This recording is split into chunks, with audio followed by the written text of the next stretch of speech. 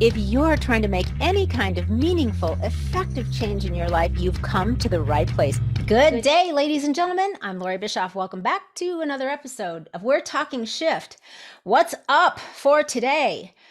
Well, we are once again going to tackle the concept of following your passion. Well, actually, no, that's a lie. To be more accurate, it's going to be more about unfollowing your passion. Now, this time we're going to take an even deeper dive into the highly sought after, well, yet somewhat, I guess, elusive goal by the same brilliant mind that first shocked the world with the counter idea to stop searching for your passion in her famous TEDx talk, which, by the way, has surpassed 7 million views. That's no small shakes. So yes, Terri Trespicio is back. But in case you missed our first podcast together, which was episode 105, make sure you go back and check it out.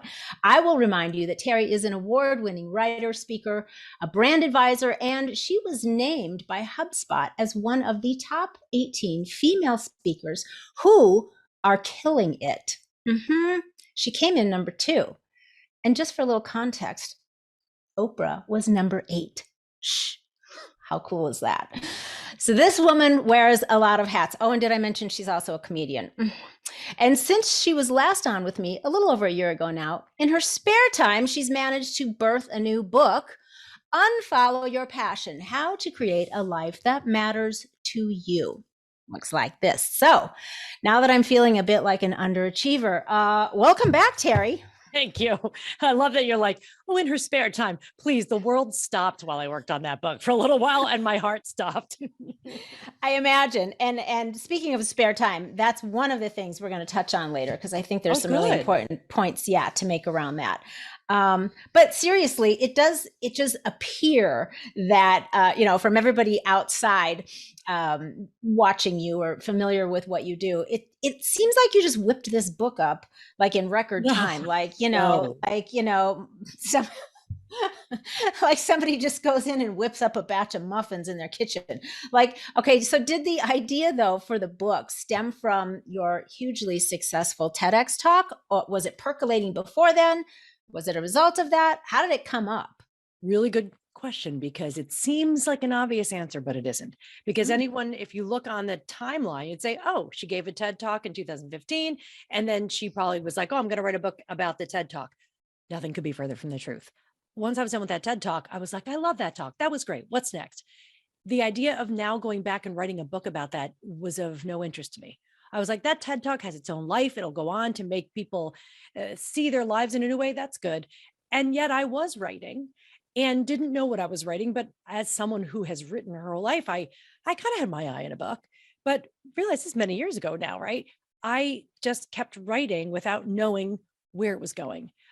As someone who enjoys the process of writing, that was more important to me than knowing what the book was, because I had tried that.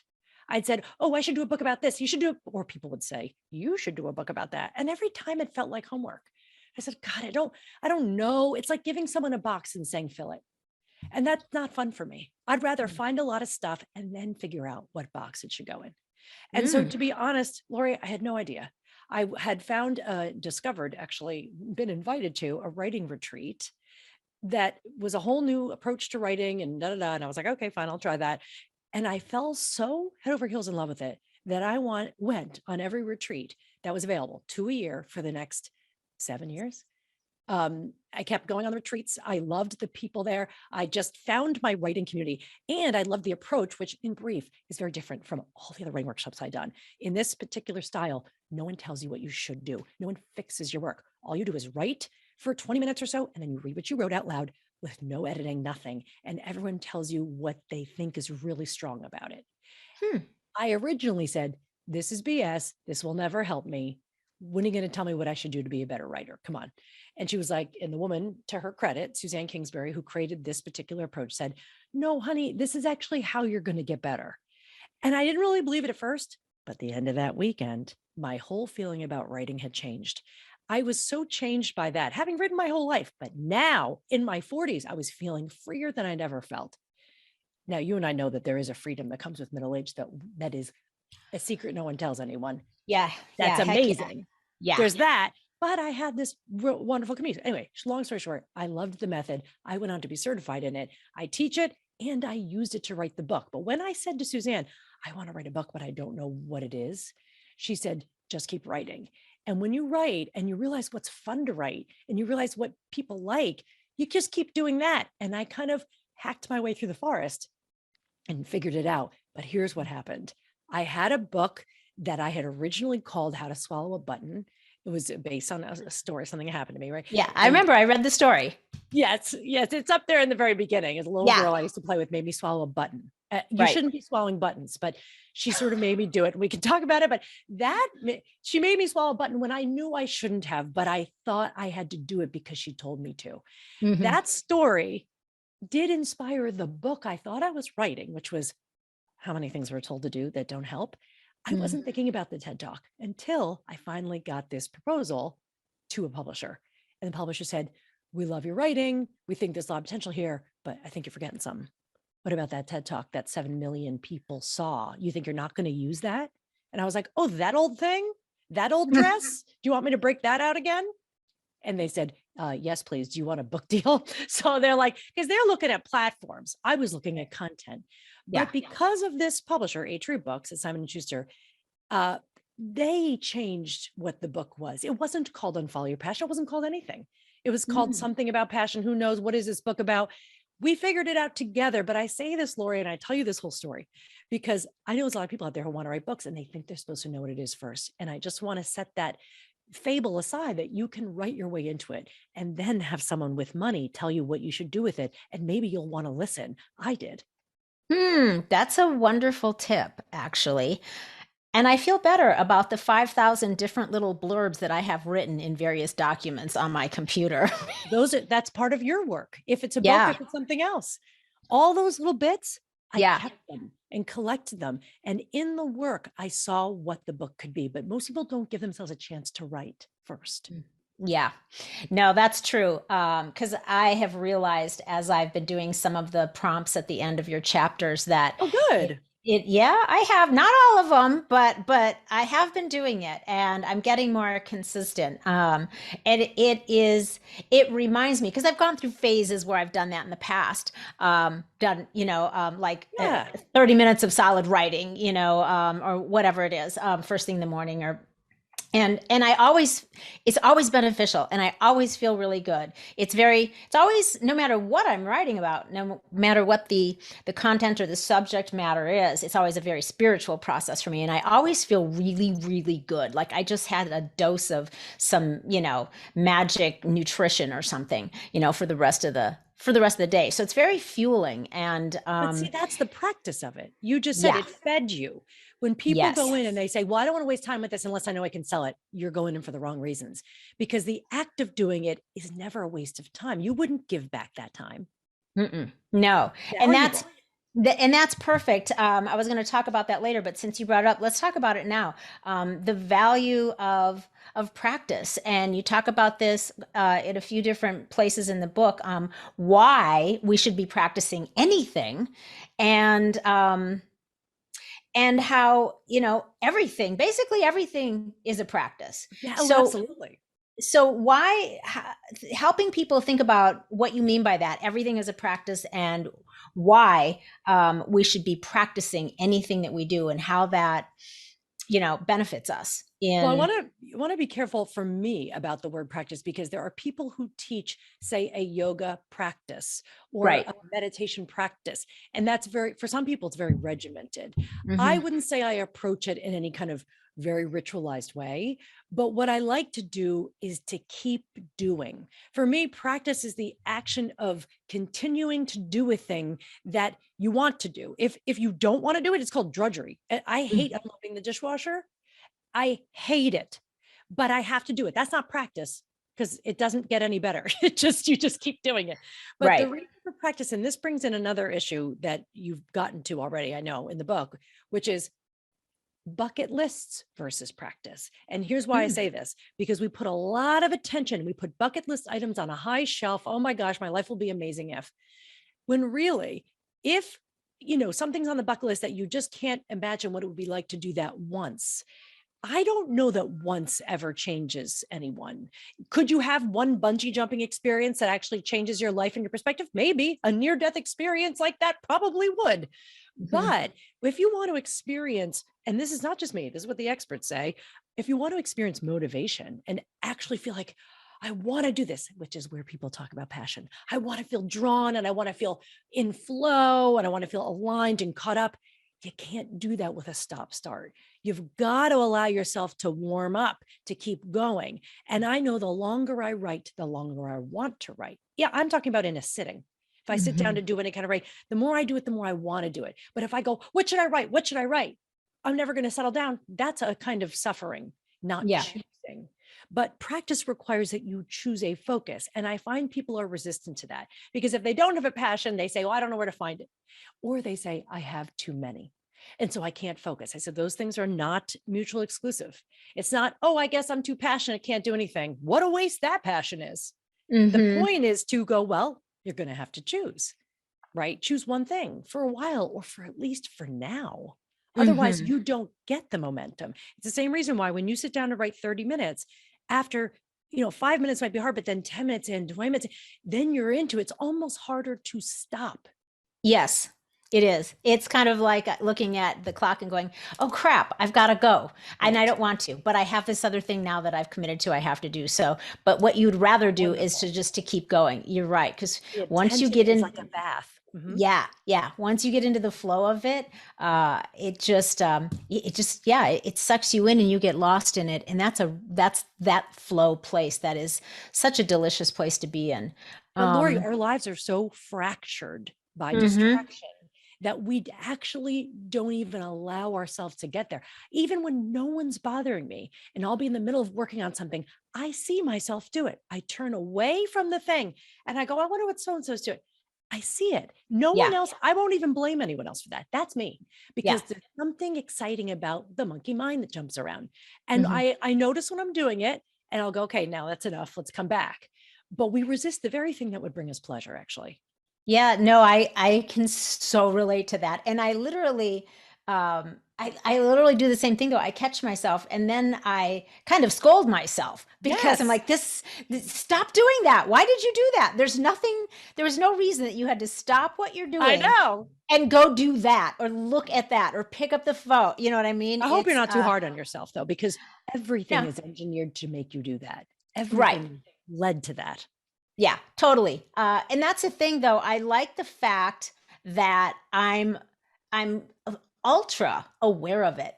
And so that's I figure, you know what? I feel like at least if I'm aware of it and I go, up, okay, I don't need to do this right now. I'm disciplining myself to come back to this because this is what I really, really said I wanted to do. This is what I really am trying to move forward with.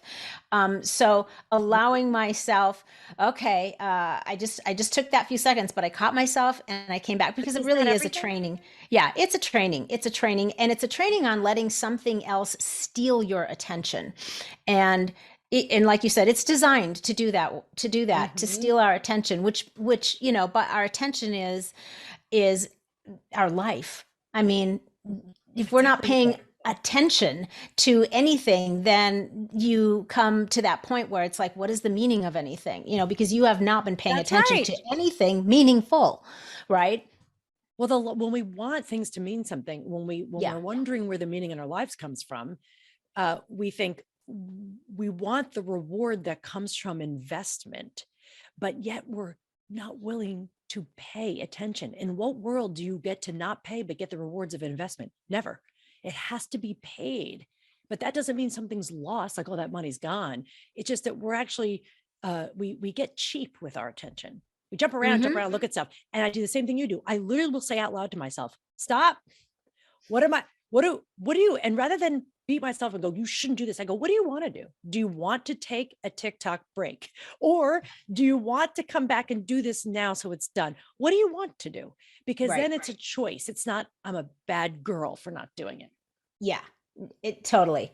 And it is it's kind of a fun game now that I've called it a game that I play with myself, right? So and I'm like, and then Oh, when I catch myself and I come back, I'm like, I win, and I do a well, little that's a dance. great. That's a fantastic way of looking at it, actually. And Yeah. meditation teachers will tell you when you notice you're wandering off, gently, like they say, trying to keep a puppy in your lap, like really eat gently, not like, like wrap you on the wrists. Yeah. Yeah.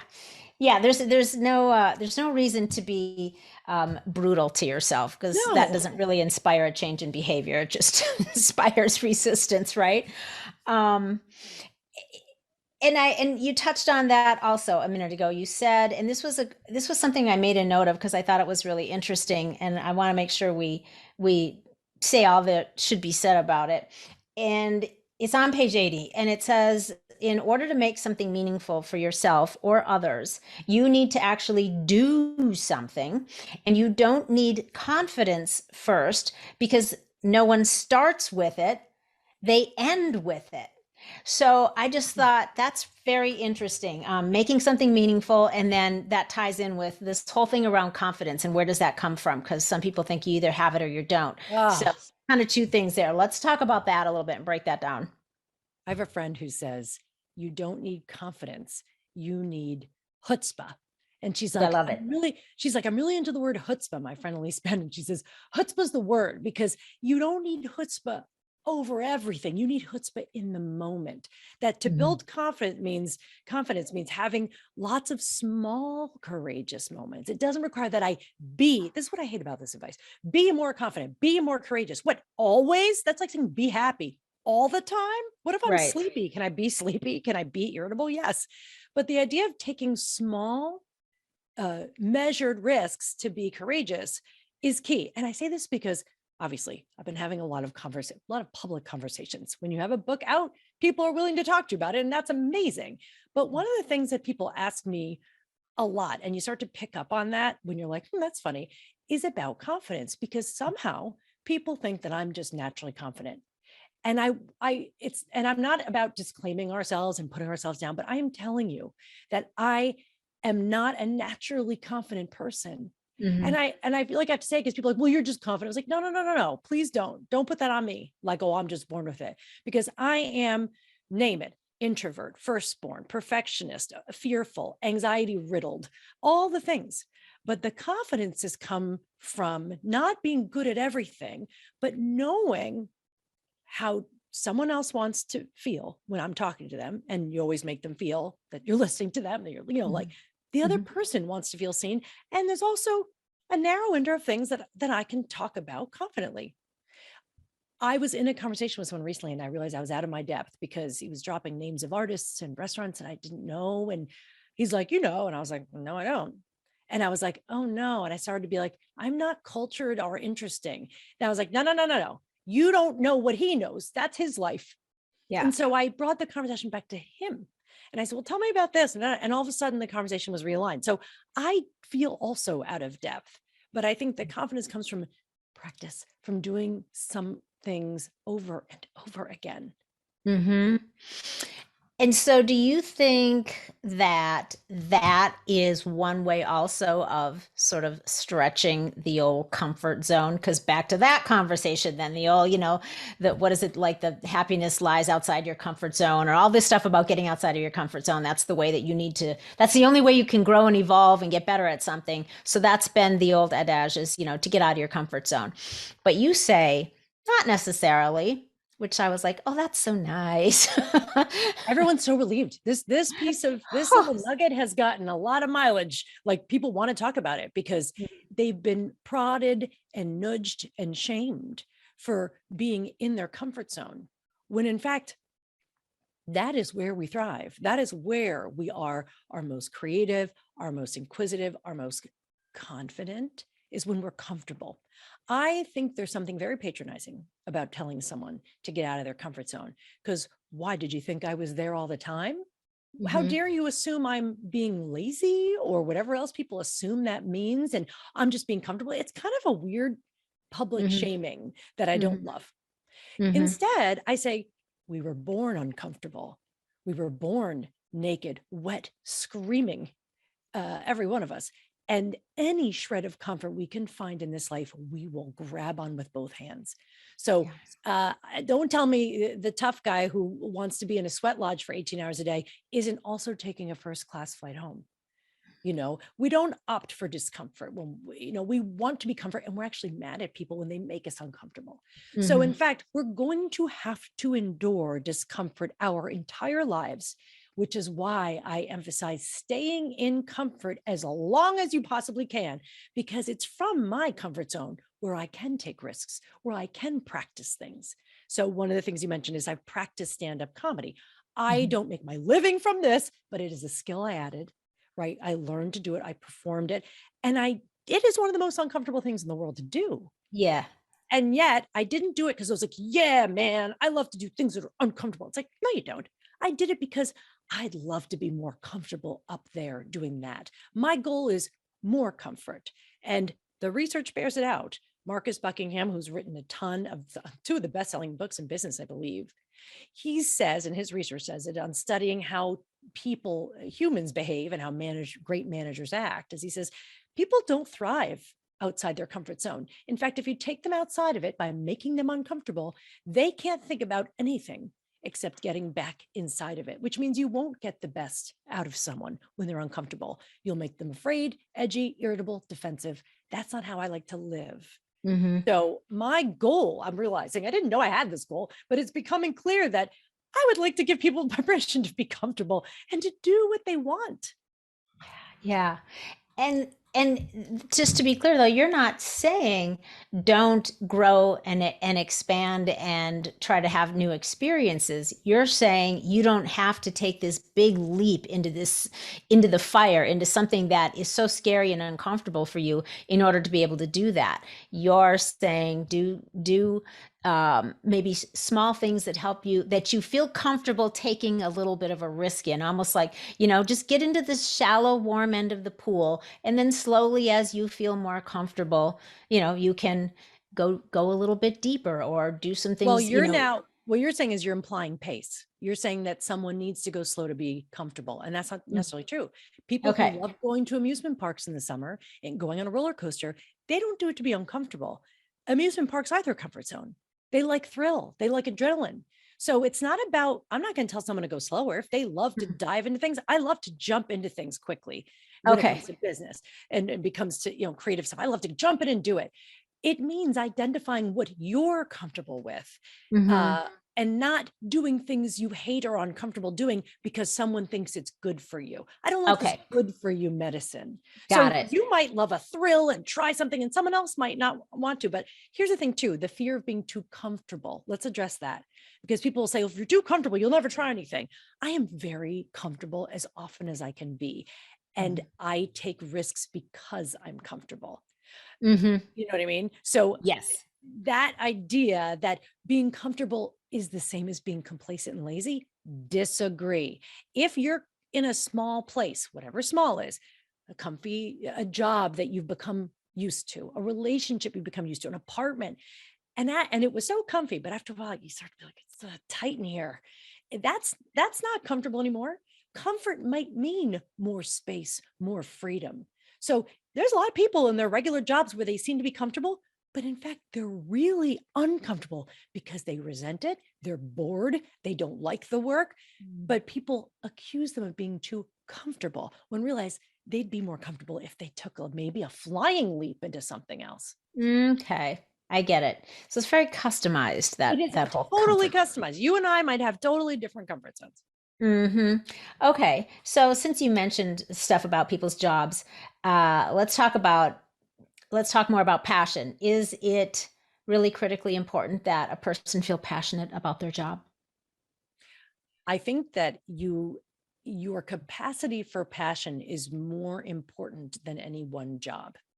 Case in point, first of all, the idea that I have to I'm passionate about fashion, so I guess I have to work in the fashion industry. Maybe there's a lot of people who love fashion who spend 1 year in the fashion industry and go, nope. So should you love your job? You shouldn't hate your job, but rather than wonder if this is your passion or that's your passion, the idea is to understand how you have your own access to passion so that you can experience it. My sister who I wrote about in the book, she has a job as in a pharmaceutical company doing a very technical job. She never woke up and said, you know what I want to do? She found this job by being in the right place at the right time, and then realized, oh, she was good at this.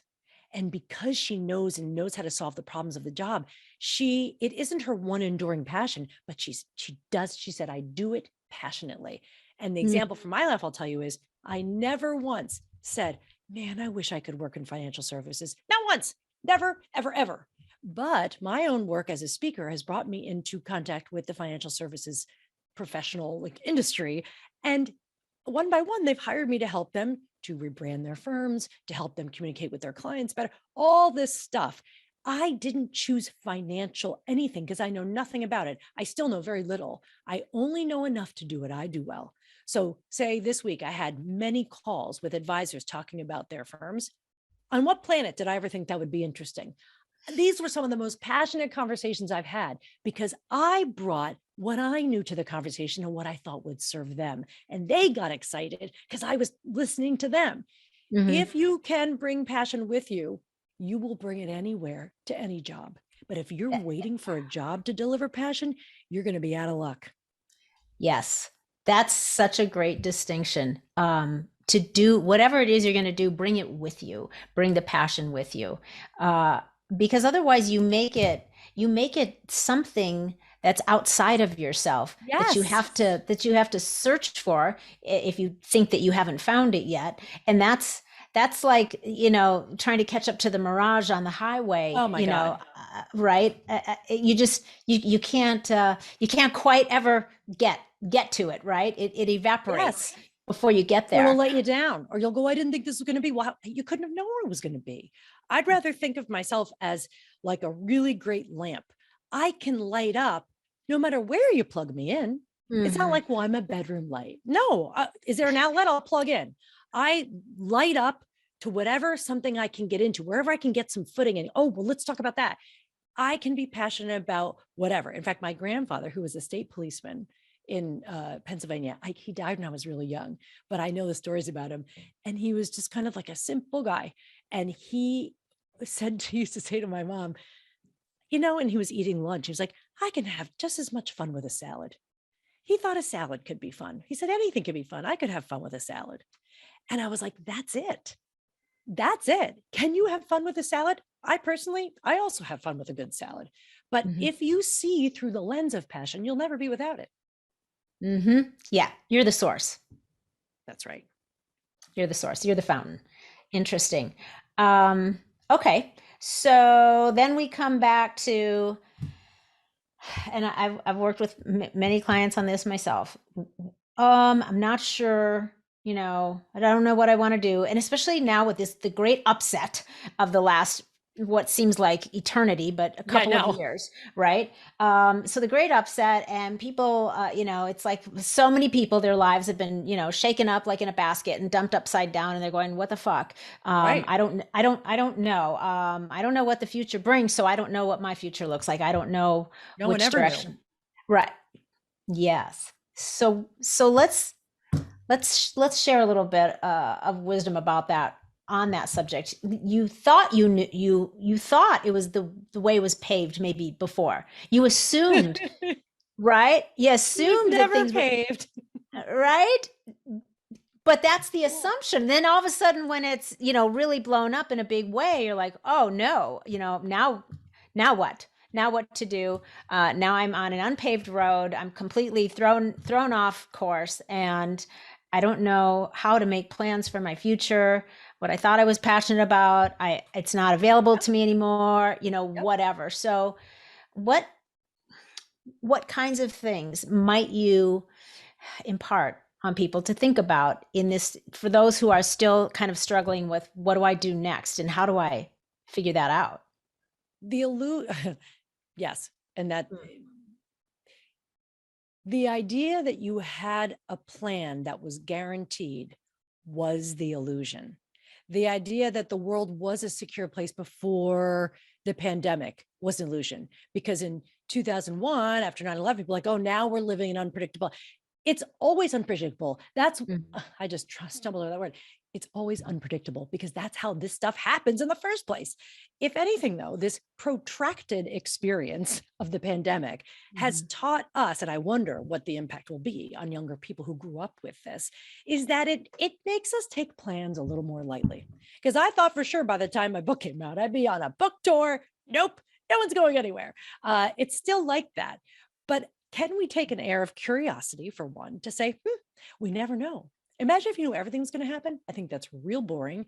And Mhm. I don't even want to be the orchestrator of all that. I don't want to be responsible for planning every second of my life because then there's too much responsibility on me. I kind of don't mind that we have a little, well, Yeah. look, I wouldn't call the pandemic a little dip. It's a lot bigger than that.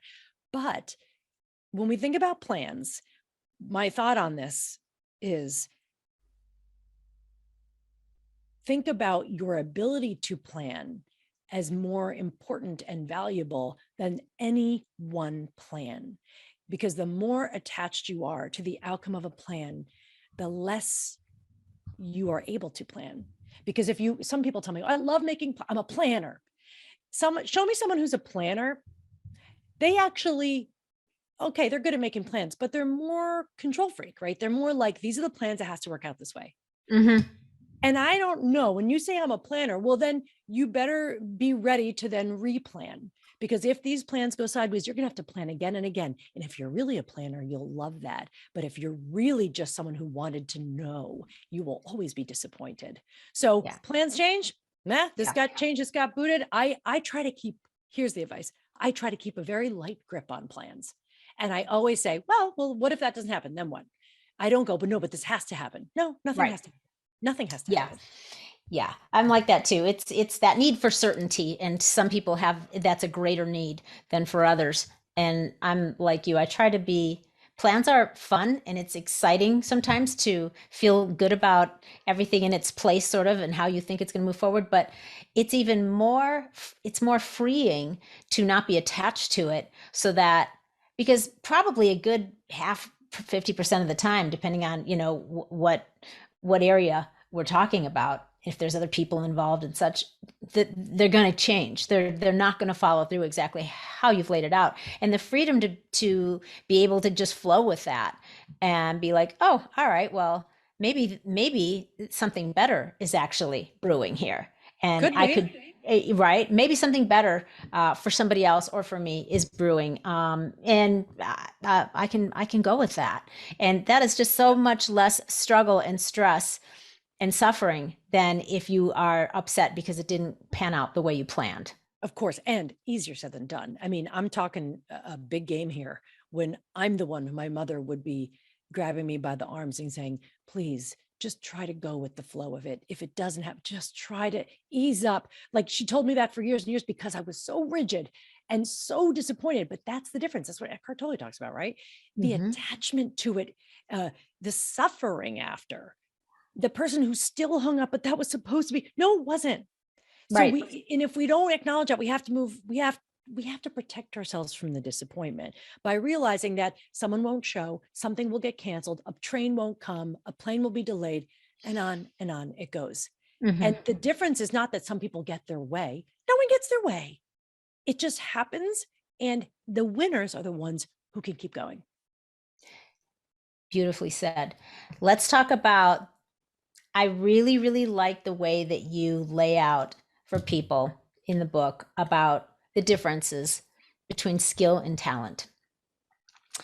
Why is it important to know the difference if you want to get good at something? How do they differentiate?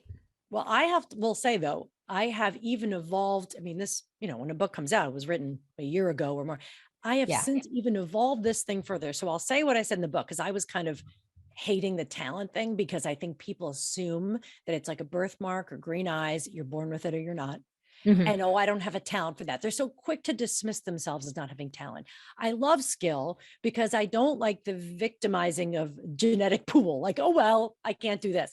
Do some people take to things easier than others? Of course, but Yeah. we underestimate skill. And I quoted directly Seth Godin on this one. He says, Mm-hmm. It's insulting to call a professional talented. She is skilled. She's worked hard to get there. And I think that's why it kind of bothers me a little bit. People are like, well, you're obviously an extrovert. And it's so natural. Like I did some media that got some attention about the book, and people are like, oh, you're just a natural. And that didn't make me feel better. So no, I've Mm, worked really hard. I mm, don't, no one gets anything out of being a natural. Oh, so you're saying I didn't earn it. You're saying I right. just luckily did, and that you can't do it because I'm a natural. No one wins. I have worked for years to be able to be pithy and tight and to make sure I could do it. It's a skill. And yes, I have a particular affinity for it. What I've learned since from Marcus Buckingham, whose great books I'm reading now, even more closely, he says talent, the best managers, he says, don't see talent as just, oh, I have it or I don't, box checked. They said talent is how you see the world. It's your filter. And I love this because it's the way he talks about it is a growth mindset approach. Yes, you Mhm. have certain talent, but after you've been in the restaurant industry for 20 years, you not only have skill, but you do have a talent for it, meaning there's a certain ease, there's a certain intuition now, there's a certain way of seeing things. Like my boyfriend is a New York City office, a cop. He's a cop. And he's always looking at things around him at every second that I totally miss. Yeah. It is trained and it is a talent. I walk by people wielding box cutters. I don't even see them. And he's like, look out for that guy. So, I mean, I say this because I don't want people to assume they don't have a thing. You have Right. talent. Everyone has it. It's a matter of how their talent informs the work they choose to do.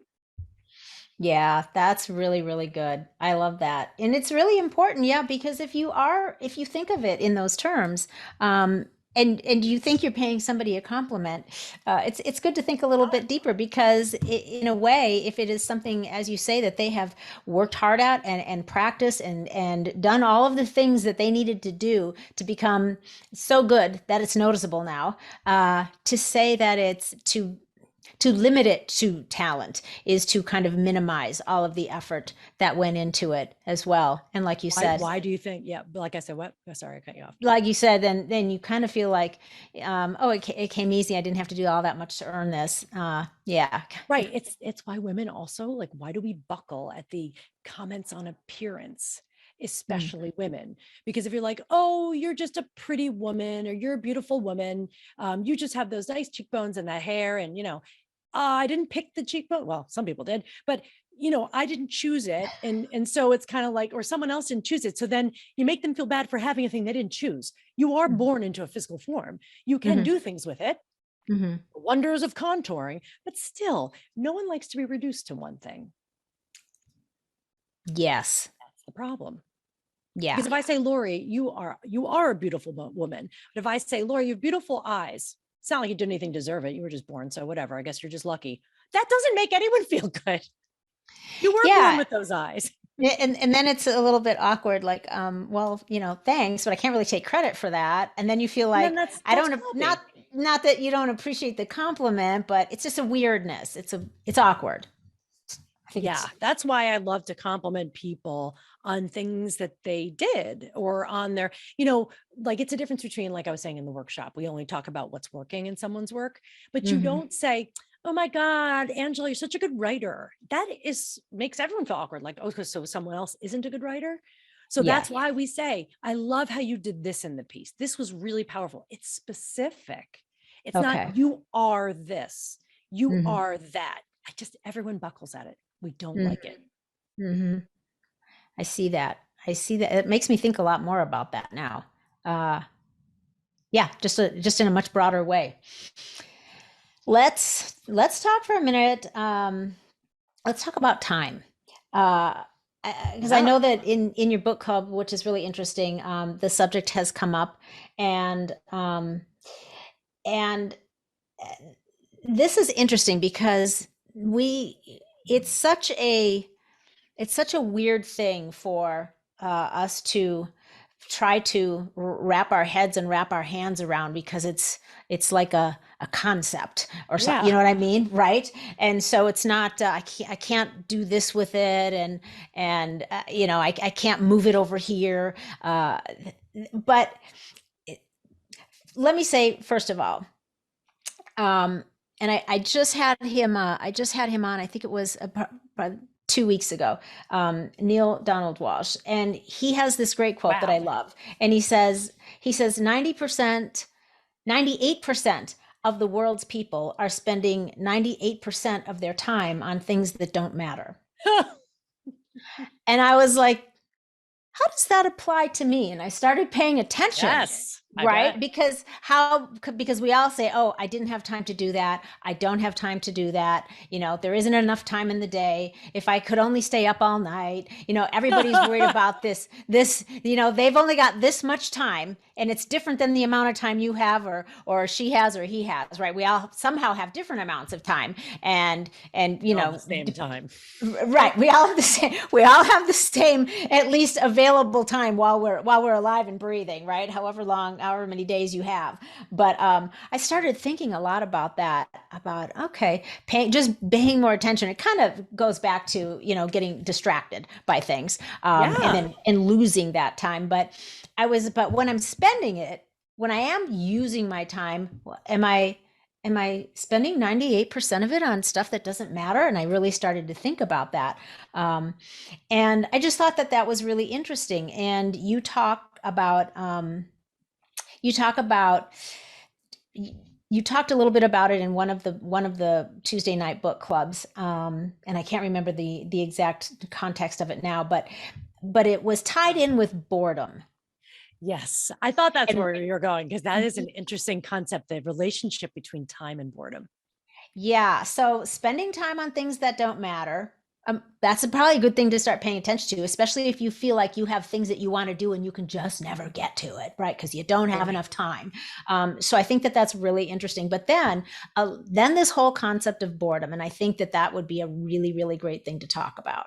Oh my gosh. I mean, I didn't think I was going to include a chapter on boredom because I didn't really think about it much. Mhm. But when I thought about that last section of the book is, okay, what if you do everything you feel like you can be doing and things go sideways? Plans end, or plans get canceled, relationships end, uh, people die, horrible things happen in the world. And Mhm. sometimes you're just hit with a little bit of malaise, right? Some boredom. So I was like, I don't know what I think about that. So I did some reading and I came across this little book called The Power of Boredom by Mark Hawkins, who, as an author, I've never found an author harder to find. Usually someone has a book out there, easy to find. Yeah. Cannot get in touch with this man. And, Oh. but he changed my mind about boredom. And he said, people think that we can't be bored because we're so busy. He said, in fact, the busier you are, the more bored you likely are. It's just that you don't know it. And the problem is that we're more afraid of being bored. And so we tread water at the top of the, staying very busy because it scratches an itch.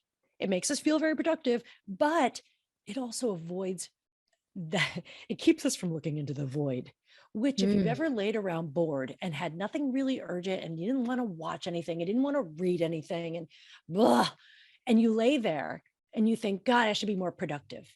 Should you? Mm. Because the research is showing that when you are allowing yourself some time to let your brain lay fallow, that Mm. actually it allows for real creativity, real ideas to come up. But if you crowd the top, it's like crowding the top of the water with too many boats. There's nowhere to surface. And so Mm. there's no room for that to surface. And so I read that. It's a short book. I read it basically in one sitting. And then I remember it was a Saturday night and it was late. And I said, well, what happens if I just shut this book and do nothing? I'd never intentionally, maybe I'm like, okay, I'm going to meditate. I'm going to do this. But there was no posturing. I like Mhm. boredom because it's like the everyman's meditation. I don't have to assume a posture. So I sat there and I just stared into space. I said, I'm going to sit here for like 15 minutes. I set a timer and I sort of dozed off and I was like, who cares? Now I make sure that I allow myself to be bored. Now, when I get stressed, my go-to is to nap. I need to lie down. Like that's just what I do when I get really stressed out. And lately I had some stressful stuff going on in my personal life. And I allowed myself to get really bored. I said, none of this stupid stuff matters. What if I just lay on the couch and just lay here and let myself, something will surface as a result, but it can't if I don't give it space. If Mhm. our fear of boredom, if we let it to persist, we risk clouding out real meaning. Because he says the opposite of boredom isn't busy. or excitement. The opposite of boredom is meaning. And here's the part that blew my mind was that if you allow yourself to get bored where nothing seems to matter, that's like a detox because you bring it down to zero. And if nothing matters, then you're going to slowly add back in. Well, what really matters right now? Because I'm real bored, so something better be really worth it. Then I choose. But I'm probably not going to spring up and do a million things other people need. If we don't allow that to happen, we risk being busy over things that really don't matter, but we don't allow ourselves to determine if they matter. So it's like a reset on meaning. It makes boredom sort of sacred. That's so interesting. And doesn't that tie in so fascinating with 98% of the world's people, right, are spending our time doing things that don't matter 98% of the time, that don't matter. And so, if it doesn't matter, then there's no meaning. And so to tie this up in a nice, neat bow. That's right. Well, if you ask someone, what are you doing right now? Well, I have to do this. Did you ever stop and go, why? Like I'll say, like my most productive time is like between 7 and 9 in the morning. And I'll sit down and I'll be like, all right, this is the biggest bang for your buck for the whole day. Like what deserves this attention right now more than anything? What would you want to say at the end of the day that you did? Can we do that now and worry about nothing else? We're good at procrastinating. Procrastinate other stuff. Put everything else off. And then at least you have claimed some time for yourself. That's my time too, in the morning. Yeah, definitely. From about 7:30 to 9:30-ish, give or take. That's like the sweet spot. And I don't want anybody to fuck with it. I just want my coffee. Yes. And to be left alone. No, I don't want to hear what the news story you're listening to. Like, that was actually a thing that I felt like, I was like, I should be tuned into CNN from 7 to 10 every night. And I was like, I should be tuned into all the world stuff. And I felt like I was behind on the coursework of American civic life.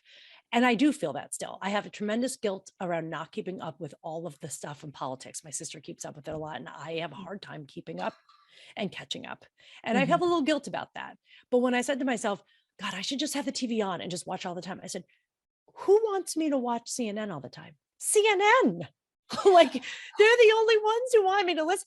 Well, any news channel. Like, do I want to watch MSNBC? Well, do I have to watch it all the time because it makes me a better person? That's one hell of a sales pitch. If you can make the news, make it feel like that's my job, is to listen to your news.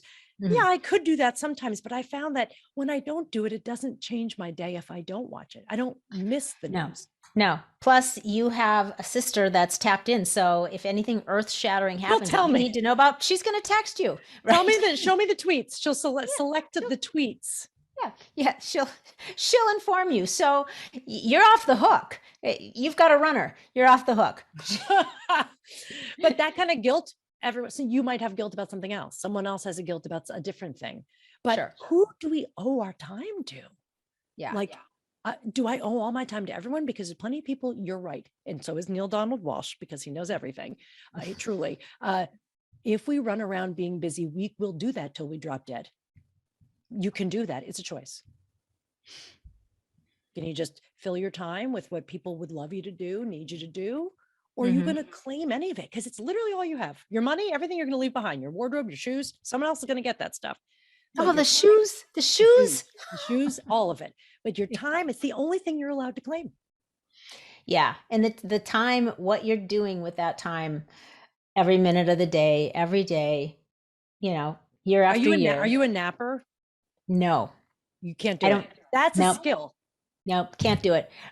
About once a year, seriously. Once a year, I'll have a day where I'm just like in the middle of the day, and this is so counter to my nature, but in the middle of the day, for whatever reason, I don't know, maybe I didn't sleep well for a few nights, or maybe, who knows?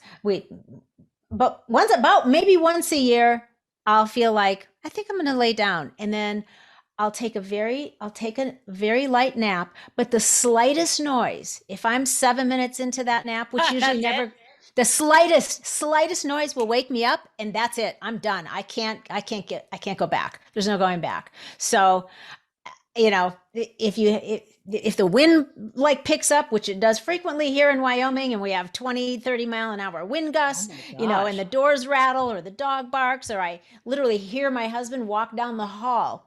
Bing. I don't know. I don't know where it comes from, but yeah, I'm up. So there's no napping for this one.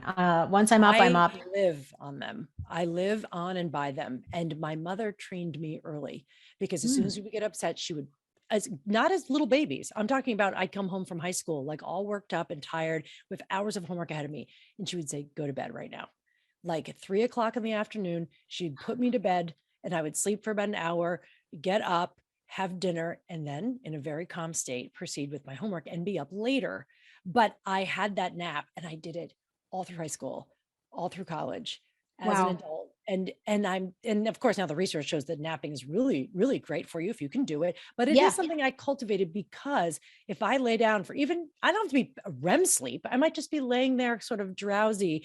But Hmm. after 20 minutes, I get up and I was like, I'm ready. It's a total recharge. So Hmm. that seems like, oh God, if anyone knew I was napping or what am I doing? But it gives me the power to keep going. So, but that's another way of reclaiming time because there's some shame in this culture around sleep. Hmm.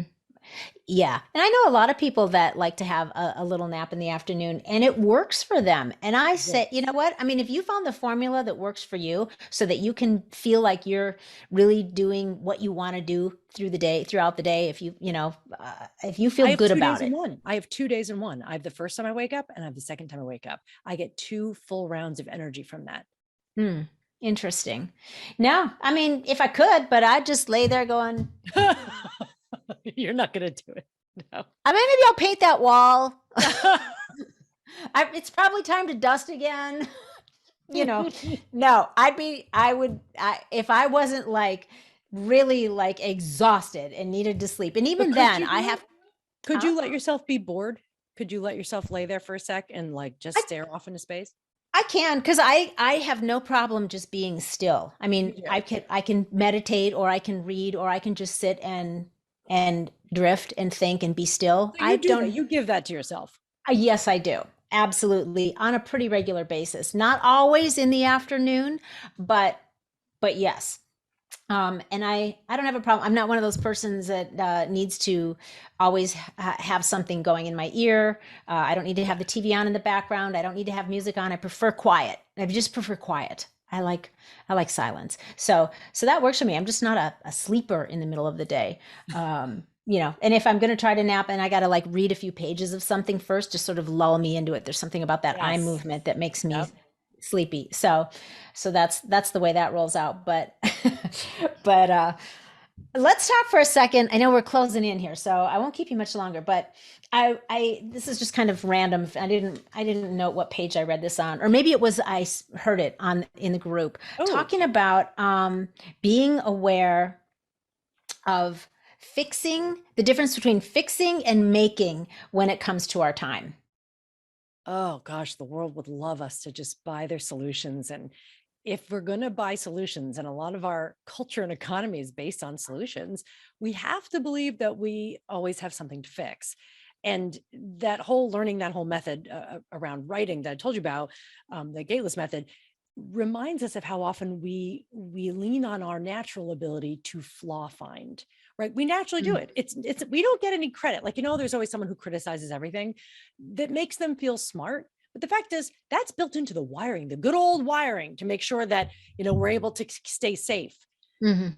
The problem is that if we turn that on ourselves, which unfortunately some of the self-help world has encouraged us to do, is to look for problems to solve, uh, that can mean that we never actually get to me, that's like very navel gazing. If we look too much, of course, we should know ourselves and all that is very important.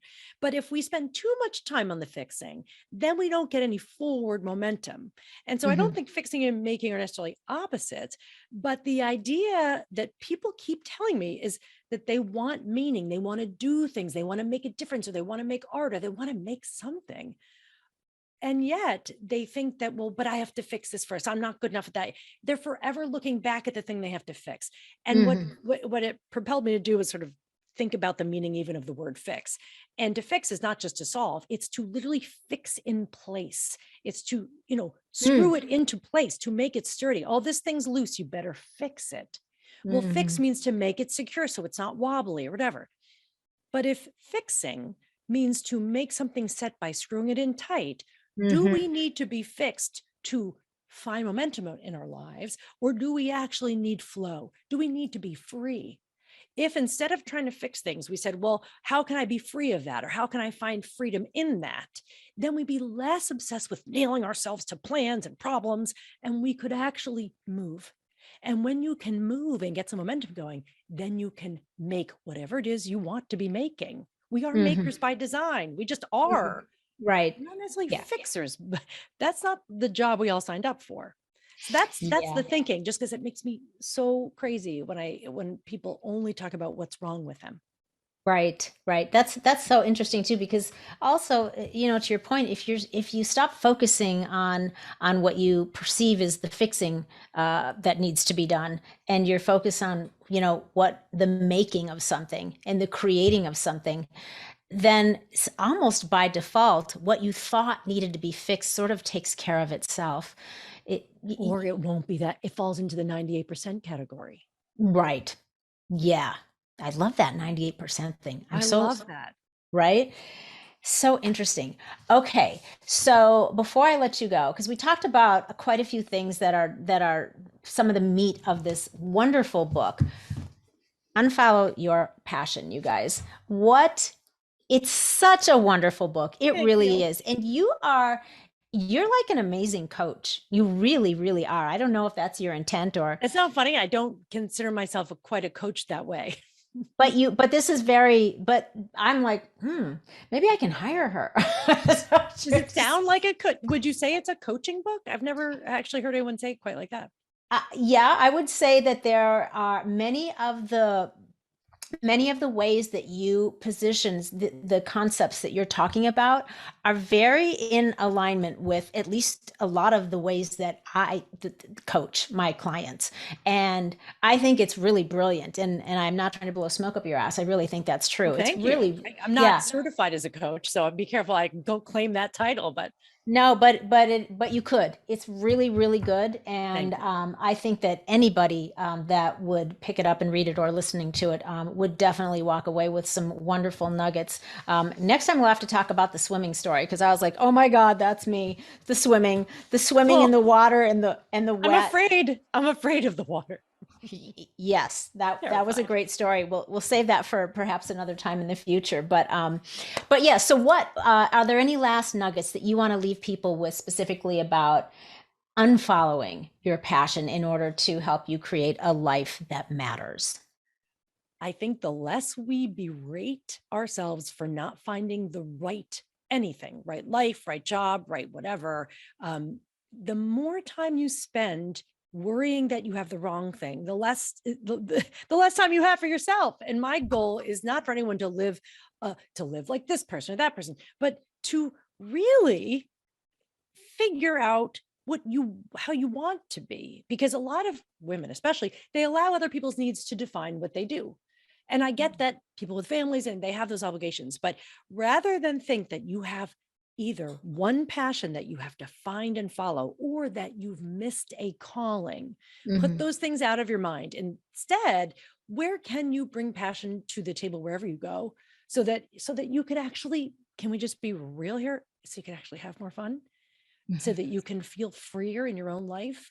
I mean, fun and comfort, they all look different to different people, but if you can give yourself some space to breathe, then you can determine a course that's right for you and not just what other people expect you to do, because there's a big difference there. I love that. I love it. We didn't get to your Uncle Bob story. Damn it. Well, this is great, because I basically just invited myself back, is what just happened. Yeah. Awesome. I'm saving all the notes I didn't check off on this call, and we'll do it again. Yeah, because I really want to hear about Uncle Bob. I love uncle stories. I have two amazing uncles in my life that are like my first two dads. So I have an affinity for favorite uncles. So we got to Oh, talk about that. Yeah, we got to talk about a couple other things. So definitely, yes. I would love Thank it you. if you would come back. And where's the best place for people to find out more about you, the book, and all of your Well, wonderful services? the easiest thing to remember, and I'm no dummy, is to go to unfollowyourpassion.com. Of course, I bought it. So if you go there, it'll redirect to my site. And then from there, you can wander around and see what's appealing. But if whether you're like, well, I don't want that book, but I'd like to listen to her, get on the list so that I can be in touch and tell you about cool things that are coming up. Because that whole comfort zone thing, I'm starting a series of workshops that are designed to help people expand the comfort. And you can only find out about that if, we're in touch. So I'm on Perfect. all the platforms. You can find me. Yeah, perfect. So we'll put the website, that one and your other one, we'll put them in the show notes so that it's easy for Thank you. people to click on and find you and find all your social media and all that good stuff. So, uh, as always, this was delightful. I love Thank our you. conversations and I am very much looking forward to the next one. Yeah, me too. Thank Thank you, you. Loree. It's Thank been so you. supportive. My pleasure. Totally. Everybody, please make sure that you check out Terry's sites. She really does have some amazing things, some tools. The book is amazing. So don't don't let too much time go by. Strike while the iron is hot. I know you're all like Yes. kind of, yeah, you're hyped up about it right now. And if you missed it, also go back and listen to our first episode. It was 105 that we did last year.